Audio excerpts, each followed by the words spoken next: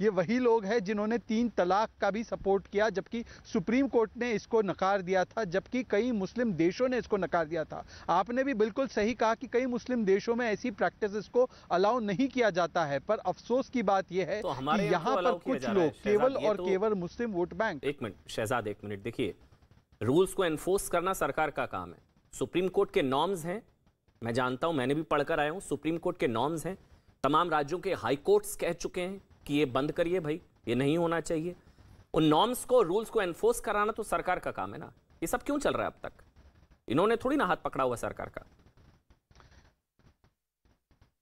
देखिए, मुझे लगता है कि अब समय आ चुका है। एक समय था जब बहुत सारी चीज़ों को टेक इट फॉर ग्रांटेड लिया जाता था, पर आज अगर आप देखिए उत्तर प्रदेश की सरकार में अवैध धर्मांतरण से लेकर बाकी जो भी चीज़ें अवैध तरीके से मदरसे चलते थे, वो सारी चीज़ों पर प्रतिबंध लगता गया है। और मुझे लगता है कि अब वक्त आ चुका है कि तुष्टीकरण के नाम पर एक मानसिकता थी कि भारत के संसाधनों पर पहला हक किसी समुदाय का होगा, वो मानसिकता बदलती जा रही है। मैं केवल आखिरी बात ये कहना चाहूँगा कि अगर ये सांप्रदायिक स्टेटमेंट है साध्वी प्रज्ञा का, तो शिवसेना का भी अधिकृत बयान है कि लाउडस्पीकर को मस्जिदों से हटाया जाए। क्या कांग्रेस पार्टी के समर्थक जो जुड़ेंगे वो शिवसेना को सांप्रदायिक घोषित करेंगे? ये तो राजनीतिक बहस ही नहीं है ना मेरी नजर में। मेरी नजर में तो ये लोगों के स्वास्थ्य से जुड़ा मुद्दा है, नॉइस पोल्यूशन का है। ये तो हिंदू मुसलमान, ये तो ऐसा मुद्दा ही नहीं है ना, ये राजनीतिक मुद्दा है। आमिर हैदर जैदी, आप, अच्छा मेरे साथ शोएब जमई भी जुड़ गए, लेकिन पहले आमिर हैदर जैदी, पहले आप बोलिए, उसके बाद मैं शोएब जमई आपके पास आऊंगा। आमिर हैदर जैदी, मतलब अजान से किसी को कोई समस्या नहीं, लेकिन लाउड स्पीकर से तो आपको भी होती होगी शायद। मतलब कोई आपके कान में जबरदस्ती लाउड स्पीकर घुसेड़ दे तो आपको भी बुरा लगेगा नहीं? अमन जी, बहुत दिनों के बाद मुलाकात हुई है, उसके लिए आपको आदाब।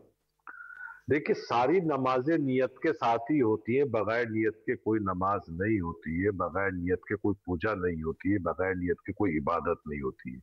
लेकिन गत वर्षों से बीजेपी के पास 7 वर्षों से कुछ कहने के लिए कोई उपलब्धि नहीं है, कोई एजेंडा नहीं है, कोई इन्होंने ऐसे कारनामे अंजाम नहीं दिए जो ये बता सके देश को कि हमने ये दिए। अब अपनी नाकामियों के ऊपर एक धर्म का मुलम्मा, एक धर्म का पैकेज लगा के उसे बेचने के लिए दोबारा फिर आते हैं।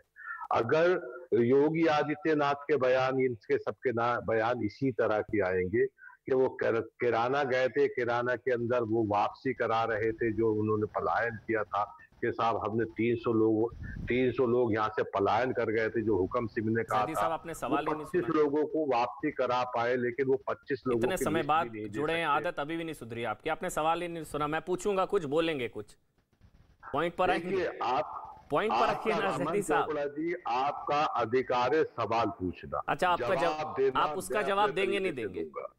अच्छा जैदी साहब, मैं सवाल पूछ लेता हूं। चलिए मैं फिर से कोशिश करता हूं, आपका अधिकार है जवाब देना दे। इनके पास गिनाने को कुछ नहीं है, इसका मतलब यही हुआ कि अजान के लिए लाउड स्पीकर जरूरी हो जाती है? देखिए, मैं एक चीज कह रहा हूं कि जब गिनाने के लिए इनके पास कुछ उपलब्धि नहीं है, कोई काम नहीं है, किसी तरह के कोई इन्होंने काम नहीं किए, ये जीएसटी पे वोट नहीं मांग सकते, नोटबंदी पे वोट नहीं मांग सकते, कोरोना काल के अंदर जो इन्होंने किया उस पे वोट नहीं मांग सकते। जैदी साहब, इसलिए लाउड स्पीकर जरूरी है अजान के लिए क्योंकि इनके पास गिनाने के लिए कुछ नहीं है? मैं एक चीज कह रहा हूं, नहीं छोड़ सकता ना, लाउड स्पीकर सुन लीजिए। अल्लाह या भगवान या ईश्वर दिल से जुड़ता है, आपके कल्ब के करीब है, आपकी शहरत के करीब है, वो आपकी आवाज सुनता है, उसके लिए लाउड स्पीकर की जरूरत नहीं है। बिल्कुल क्लियर एजेंडा, हम बिल्कुल के साथ कहते हैं। तो मतलब साध्वी प्रज्ञा सिंह ठाकुर के साथ हैं आप इस मसले पर? साध्वी प्रज्ञा सिंह ठाकुर के साथ हैं, इसका मतलब नहीं करता कोई, इसका समर्थन नहीं करता। साध्वी प्रज्ञा सिंह भी उससे कोई मतलब वास्ता नहीं है, कोई उससे मतलब आपके विचार और उनके विचार एक जैसे हैं मस्जिद के बाहर लाउड स्पीकर को लेकर। ये मुझे अच्छा लगा जानकर कि आपके विचार और साध्वी प्रज्ञा सिंह ठाकुर के विचार एकदम एक जैसे हैं मस्जिद के बाहर लगे लाउड स्पीकर को लेकर। ये मुझे अच्छा लगा। नहीं हो सकते, नहीं, आपके विचार एक है। अच्छा, मेडिकल कॉलेज में होता है उनका कैंसर का इलाज, गोमूत्र पीने से हो जाता है, गोबर खाने से। मेरा एक सवाल है, मेरे कैंसर, मेरी बीमारी का इलाज। संगीत रागी भी नजर आ रहे हैं, संगीत रागी भी हैं, शोएब जमई भी हैं। शहजाद आप बोल लीजिए, उसके बाद में शोएब और संगीत रागी जी आपके पास नहीं, अमन जी यहाँ पर बार बार कहा जा रहा है, एक सेकंड, अब यहाँ पर लाउड स्पीकर ना बजे। अमन जी यहाँ पर लाउड स्पीकरों के ऊपर प्रतिबंध लगे। ये लाउड स्पीकर वाला शोर यहाँ नहीं आना चाहिए, आराम आराम से बोलेंगे हम। हाँ, वो ठीक नहीं होता सेहत के लिए। एक ही लाइन कहना चाहूंगा, अमन जी बार बार तर्क दिया, हाँ बार बार तर्क दिया जा रहा है उत्तर प्रदेश की सरकार के पास गिनाने को काम नहीं है, इसलिए लाउड स्पीकर और अजान पे बात हो रही है। तो फिर ये तर्क क्या महाराष्ट्र में अपनाया जाए? शिवसेना के पास काम गिनाने को नहीं है, इसलिए मस्जिदों से लाउड स्पीकर हटाने की बात की जा रही थी। देखिए मुझे लगता है इन दोनों मामलों को, और आपने सही कहा, ये राजनीतिक मुद्दा नहीं है, ये मुद्दा राजनीतिक नहीं है। अजान जरूरी है, पर अजान के पीछे जो चीख कर भाईजान सियासत करना चाहते हैं ये गैर जरूरी है। ये अजान के भाईजान जो है ना, अजान के भाईजान, इनको बंद करना पड़ेगा।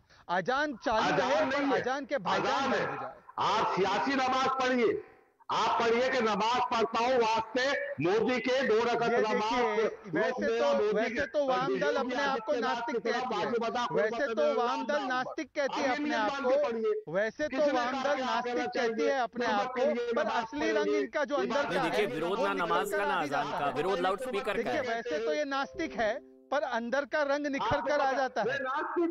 ये वामपंथियों का अंदर का रंग निखर कर आ जाता है।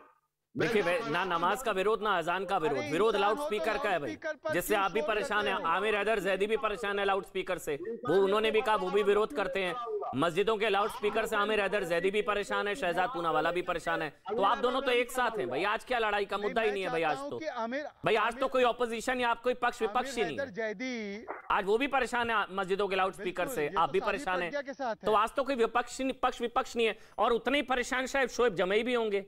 शोएब जमई, मस्जिदों के लाउड स्पीकर से हर कोई परेशान है मेरे ख्याल से। शोएब जमई, उसके बाद संगीत रागी में आपके पास आऊंगा। आपको परेशानी है क्या? जी बिल्कुल, जी हाँ बिल्कुल जी है। हाँ तो हमको कोई फर्क नहीं पड़ता, आप परेशान हो मुझे कोई दिक्कत नहीं है, और आप परेशान हो तो अच्छा ही बात है, यहाँ से आप परेशान होने चाहिए।